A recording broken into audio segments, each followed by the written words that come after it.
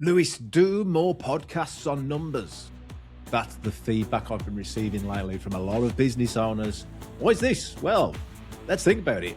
Most founders, business owners, entrepreneurs, they're good at doing the thing that they do best. They went into working as an entrepreneur, as a business owner, because they love what they did and they didn't want to work for somebody else. However, the reality is there's a lot more to it than just doing the operational stuff that you're good at. You need to get the sales, you need to get the marketing, you need to get the finances right, and we leave it all to an accountant. Most founders and business owners don't track the right numbers. Now, I'm not talking about looking in the past, getting your accountant to look at all these stuff. That's what a lot of people are doing. What we need to do is focus on what are the right things that we need to spend our time on, the right numbers that really makes the difference of why we went into business in the first place. Let's talk about that. So, A players, business owners, entrepreneurs, you're listening. I'm Dr. Lewis Haydon, Doctor of Business Behaviour and Performance, business investor and owner of mentalbusiness.com, the Netflix of business coaching. This podcast is about real boardroom discussions and how I went from 9 to 5 to burnt out business owner to building a $20 million portfolio. And I do this also you can learn what works and what doesn't. So you can scale faster, lead better, and ultimately make more money in your business. Make it a win-win. Make more money in your business. You get paid more. Your team get paid more. You know, you can do more to grow. So I'm going to share that sort of stuff with you. That's what we talk about on this podcast. So let's go deep on it then. You probably hear me a lot about understanding and knowing your numbers, okay? Founders say this all the time. I know how we're going when the accountant comes in. You know, let's put our hands up, right? Business owners that listen to this right now. How often do you get your accounts done? Do you have yearly accounts done? Do you have monthly, quarterly? Okay. Quarterly and monthly is what you should be doing. Okay. Monthly, you can get a lot more granular with it, but quarterly gives you good feedback. And some businesses out there as well, you may have turnaround where some of your projects that go on are longer than a month. Okay. So having that granular detail can also skew the information that you need and make you feel shit some months for not doing it, but then you have some spikes in some months. Sometimes quarterly is better. Yeah. So don't always fall for the monthly. The accountants are late to the game. Not their fault. They're there to make sure that they do a good job and make sure that your taxes and you're compliant with everything when it comes to taxes, etc. Now, what you need to do as business owners is that you need to up your game with knowing these numbers, because what accountants don't do is give you the crystal ball of where you're going. They can tell you about what has happened in the past, but that's no good when the past has already gone. Now, if you're in the game of entrepreneurism as well and investing, you're going to need to have the banks on your side or lenders on your side. Showing them the actual evidence of where you come from with your accounts is vital. So you need to understand what the accounts are saying so that you can speak that language. And I can help you with that as well. And a lot of the mentors on mentalbusiness.com that come from financial backgrounds can teach you that stuff as well. So if you want to go and check that out for free, you know what to do. The link is in the comments. Or in the description. Keep saying comments. In the description. So don't leave it too late. We need to start looking at what would the crystal ball be. Wouldn't it be great if you had a crystal ball that you could look at and it would tell you where you're going to be in a month's time, 3 months' time? Now, I'm talking from experience here, from my own journey as a business owner. One of the biggest things that keeps me up at night, and I say keeps because it still does, because I've owned 10 different businesses and some of them aren't there yet. What keeps me up at night is knowing if that business is going to be okay in 3 months' time. Not next month, 3 months' time. A crystal ball that can see into the future. What am I talking about? Imagine that you were driving a car, okay? Imagine that you're driving a car and you don't know if you're going to make it there or not because you've run out of fuel. You don't know if you're going to get caught by some speed cameras because you don't know how fast your car's going. You don't know if the car is safe to drive because the warning lights aren't flashing. These are the metrics that are leading indicators to know that you're going to have a safe journey. The sat nav telling you where to go, your business plan, how much fuel is in the tank or electricity is in the battery. Yeah. We need to know this stuff. This is your resources. It's the same as a business. Okay. So the reason I say that is because we're not all accountants. I'm not an accountant. Yeah. I work with a lot of accountants and financial controllers and financial teams. And I'm going to share you the stuff that you need to know as a business owner. Because if you can start repeating this back, by the way, if you're an employee and you talk this language, your value goes up massively, because business owners are not in the game of just owning a business. They're there because they, once upon a time, made the decision to go into this crazy game of entrepreneurism where it's totally risky. They don't know what's ahead of them and they need confidence. So somebody who knows their numbers and know what the fuck they're talking about is extremely valuable to any business owner. And you know what happens? Keep this a secret between us, employees. You become worth more. Yeah, you get paid more. As long as you make the win-win, right? You can't just go there and think you deserve it. Yeah. Got to make sure. There's podcasts on that. Go back for the podcast about how to find a win-win. And again, they're exclusively more on mentalbusiness.com as well if you want to know more about that. So let's go into it then. The accountants aren't there to save your life, right? You need to take ownership and start to look at the numbers your way.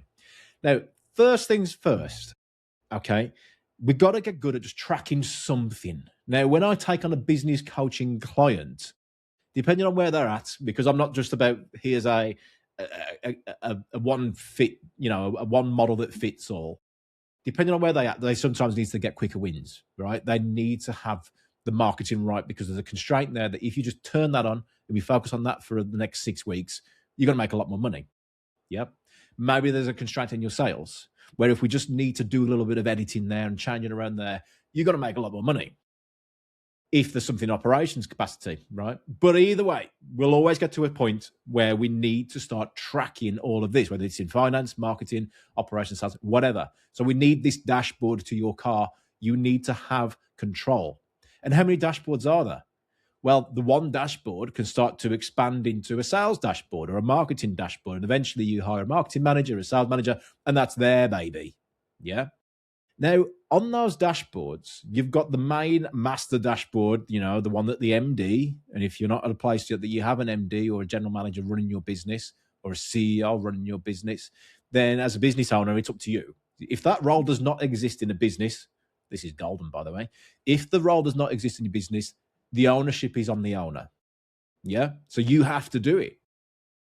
Now, if you imagine the very top level dashboard of somebody who just had one business, say there was a solopreneur, yeah, that dashboard would have some key metrics on there.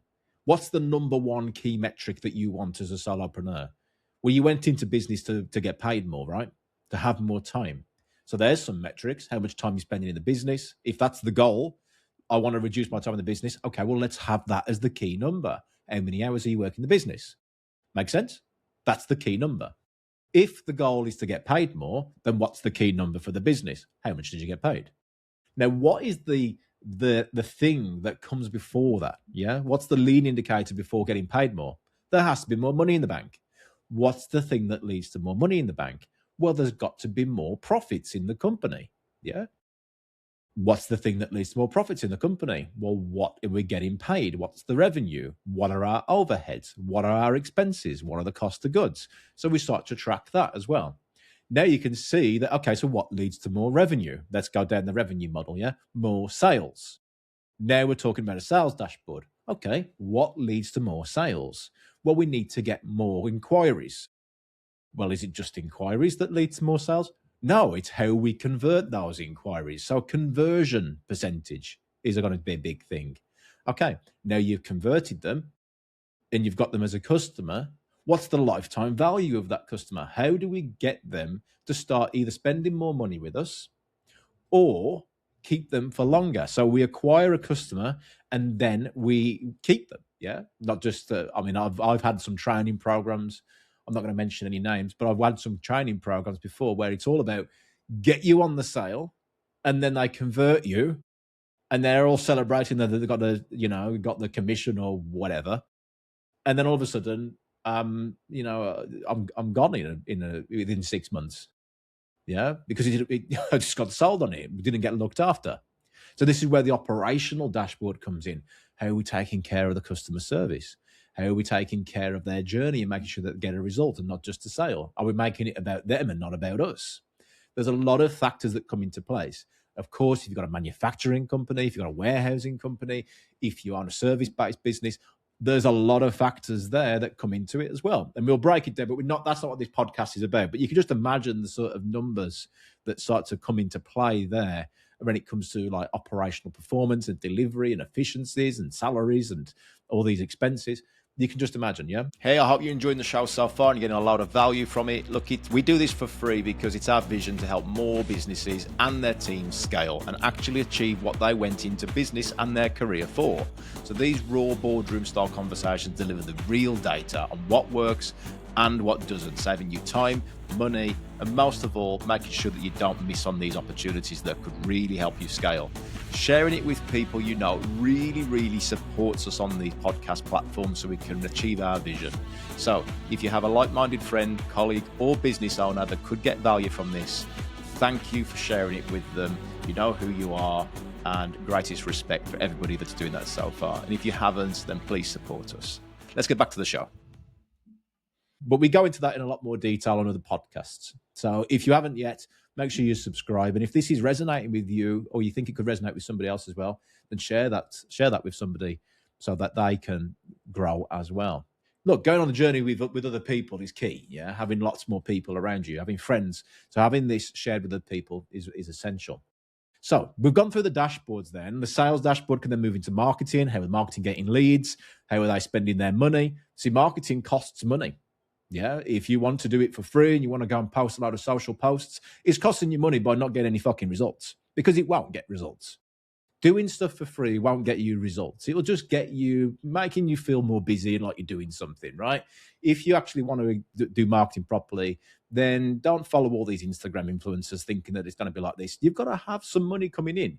You'll be better off making some money first from connections that you know, picking up the phone and doing something, going out. Look, at some point you decided to start this business because you thought it was commercially viable, right? Or somebody you know could buy. Speak to more people like that first. Yeah. Reach out to people on LinkedIn. Yeah. Do inReach on LinkedIn. If you don't know what inReach is, let me know, and I can put you in touch with a person that knows all about inReach, because outreach doesn't work. So you need to understand these things, and we need to start tracking them. Yeah. These are the numbers of your business that you need to understand. And it all starts with just tracking, having a go. Even if it's like some sort of fag packet drawing that you have, or just some numbers that you're collecting on a notepad, put it onto an Excel. You don't need to have a big fancy CRM. Not yet. It'd be useful for you. Yeah. If you want to have what the CRM that I use, let me know, and I'll show you some of the stuff that I use, or comment CRM in the comments. And I'll send you, well, I'll do a podcast on it if you want, and I can give you the information. Not the point, though. We need to, regardless of what platform you're doing it, you just need to do the work. You need to get good as an entrepreneur and a business owner, tracking numbers and looking at data. I did a podcast previously on finding your niche, or I think it was called like why finding your niche is complete bullshit. Yeah. Because the niche finds you based on the data that you're doing. And that data comes from the dashboard, right? All makes sense now. Oh, the conspiracy of the dashboard, the conspiracy of the numbers. Language of business is numbers.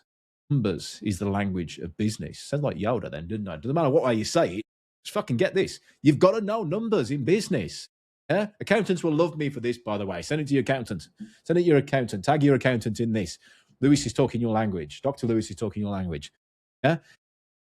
Remember, you've got to start to track it. And what you don't track doesn't get measured. And what doesn't get measured doesn't scale. So get good at it. You don't have to be an accountant. Let them do their job.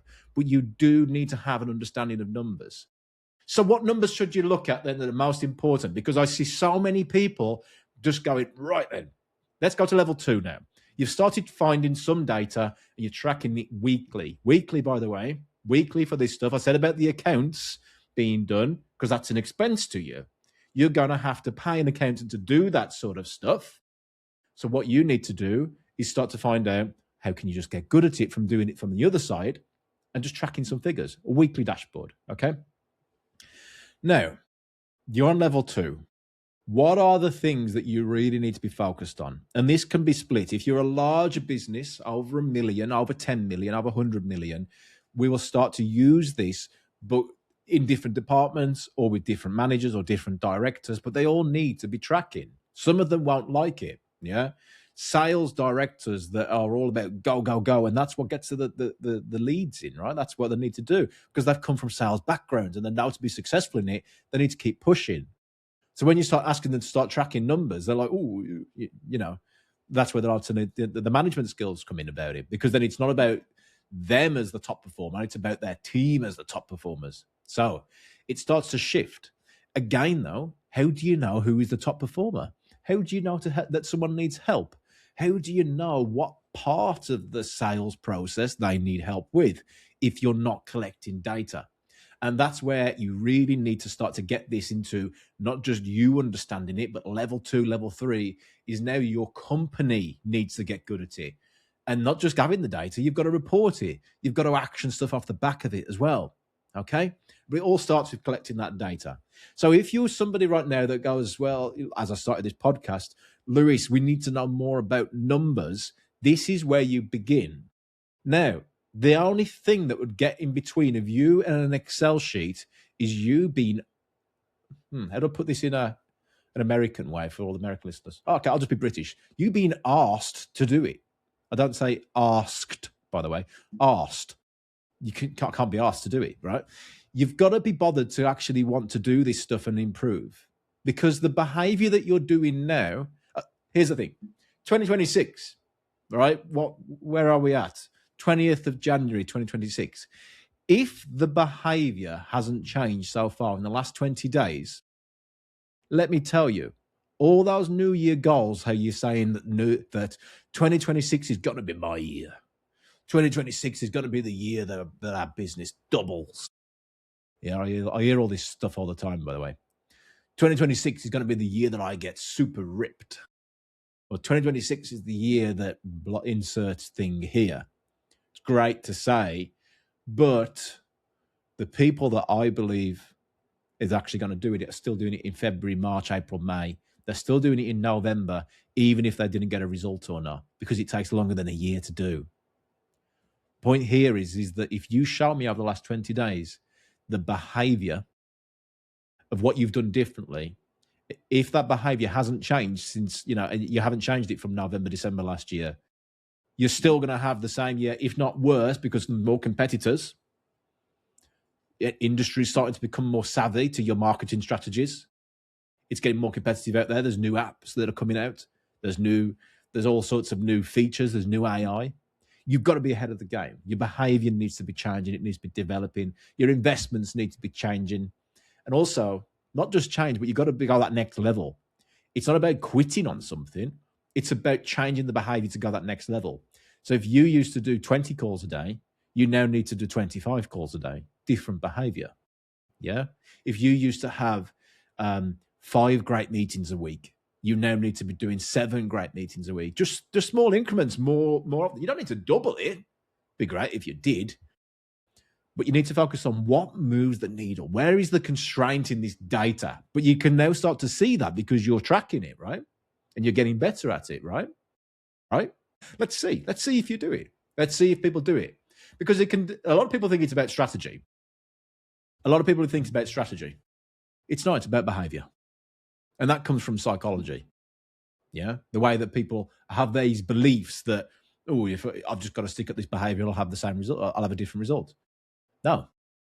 They pick stuff up and then they let it go, right? Because the mindset doesn't allow it to stick. You can lead the horse to water, but you can't make it drink. So it's not always about strategy. And this is why having a coach is good for you, because you know deep down that you know what to do maybe. Or maybe you don't know what to do and you need a good plan to still help you. But you know what to do, and now you need to commit to it. Why do people pay for gym memberships in January? It's not because they want to put more hard work in. It's because they know they need to commit to something. And by signing up and giving somebody some money to do it, the gyms, it makes them feel better that they've now done a different behavior at the start of the year, so they'll get a different result. Unfortunately, paying for the gym membership isn't what gets you the result. Showing up every fucking day and doing lots of sit-ups and press-ups does the result. In fact, you don't even need to pay for the gym membership. You just need to do the sit-ups and press-ups and stop eating cake. Okay? Why does paying for a gym membership change anything then? Because it makes that person feel like they're acknowledged not acknowledging themselves that they've done something about it. But it's not the hard work. When they pay for a coach, it's a different story. They pay for a gym coach, a personal trainer. That personal trainer gives them a good one, gives them feedback on saying, look, man, you're paying me, but you're still not doing anything different. So I'm just taking your money. And the coaches and mentors and personal trainers that sack the clients are the ones that you probably should be hanging around more. Yeah. Because they know that it's just wasted everybody's time. They're not there to take money. So this is a belief, right? This is a mindset shift. And I always find that a lot of the clients that I work best with are the ones that have done some sort of sport or personal training, some people that have had to have accountability. Yeah. Because that's what they're actually paying for. They want the result and a different result, and they know they need help with it. Okay. So this is where you need to go from here. Just having a dashboard for 1 or 2 weeks isn't going to do something. It needs to be a behavior shift. And I hope that little story at the end of this has given you that little bit of a kick, to just go, yeah, it's not just about me understanding my numbers and having a strategy around it and going, yeah, I know I should be keeping a dashboard, Lewis. I know I should be learning more about this accounting. I know I should be listening to more of your podcasts. I know I should be doing. It's not the point. Knowing you should do it and actually fucking doing it is the point, okay? The behavior needs to shift. So don't do it if you're not going to actually stick at it. There's no point. You're just wasting your time. Find something that you are going to stick at and employ the other person to do it for you so you can keep them accountable at sticking at it. Because remember, the numbers are the language of the business. So if those numbers aren't shifting, then the business won't grow. Now, a secret for you as a business owner is that if you employ somebody to do it and then they make an influence on those numbers and they start to shift, that's the way that you get leverage. But it's going to cost you. It's going to cost you a salary, okay? So you need to make your minds up now, okay? Here's the crunch time. If you want a different result in 2026, you need to do something different. You need to track it, see what's working, see what's not working. And if it's not working, you ramp it up. You don't quit on it. Not if you know that a lot of people have that strategy. You ramp it up or you move that resource into a higher level. Oh, Lewis, but I've got no money to do that. Yeah, because you haven't done this in the past. Yeah, find alternatives. Knock it down a peg to find out what options have you got. If you look at the options that I've got, working with me one-to-one, having Dr. Lewis Haydon as part of your organizational chart to make sure that all your team are performing and doing this stuff we spoke about in this and the strategy around it all as well is what's going to be the higher tier product. If not me, there are other mentors from mentorbusiness.com that we can swap out and swap in, and you choose depending on the constraint. We guide you, we supervise you and go, look, you need this person. This is the solution. This is what you need. You've got them for 6 weeks. If not that, okay, there's a lot of training videos for 30 quid, not even that, same price as Netflix. There's no excuse. So it's not the price that's the problem. It's the behavior that's the problem. And the behavior comes from the psychology of that culture, of that business, of that person. So I've gone a bit deep on this today. We spoke about what the highest number is that you need to focus on. We've then looked at all the lead indicators, and we've even gone to the psychological aspect of what is impacting those lead indicators. So with all that information, what's left is there to do other than someone needs to make a decision on if they do really want this change in their business and their lives, or do they want to repeat the same year over and over and over again every year and expect a different result?